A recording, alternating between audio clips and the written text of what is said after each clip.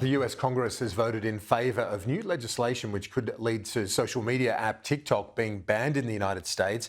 As we've reported, the Australian government appears at this stage reluctant to follow suit.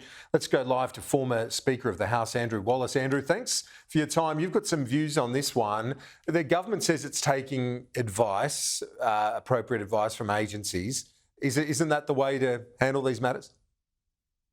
I think Australians are looking for political leadership from this government on this issue. And if you look at how we handled the Huawei issue when we were in government, we led the world. We didn't wait for other countries. We led the world. We led Five Eyes countries in how we dealt with a very significant risk. And we've been pointing out for a number of years now about the risk in relation to TikTok and the threat that it poses to not just to democracy in Australia, but also to the security of Australian citizens. You know, there are millions of people on TikTok, and we know that because of Chinese laws that TikTok has to share, if requested, the sensitive data of Australians. And we just don't think that's acceptable in today's day and age. And we're calling on the government to appropriately act. And if that means, and it does mean, we suggest that we should be introducing similar bill to what's just passed the House of Reps in the US overnight.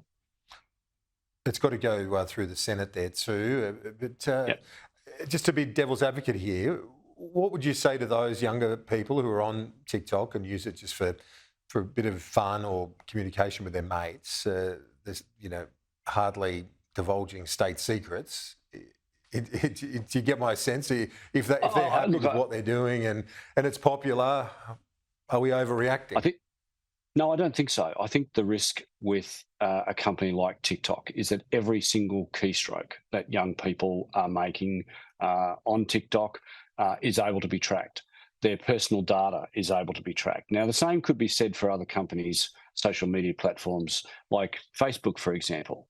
But where, because of the arrangements, the law in China as it currently stands, TikTok's parent company ByteDance has to share that data, that information on Australians and everybody else who's on that platform with the Chinese Communist Party.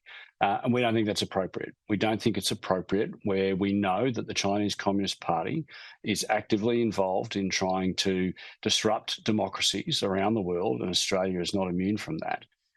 We understand that there are many young people who don't see the nefarious nature of TikTok, but the facts are there, and it is not just a harmless tool. It's not just something that for exchanging cat videos on. It's something that young people and older alike in Australia need to be cognizant of the threats that are involved. The Shadow Home Affairs Minister James Paterson says he would have liked to have seen Home Affairs already coming to the government with draft legislation on a potential ban here too. The opposition leader says the Prime Minister should show leadership on this issue. What needs to happen next week, do you think? And what should the opposition do? Should you harden up the calls for a ban? What would you like to see when Parliament returns next week on this matter?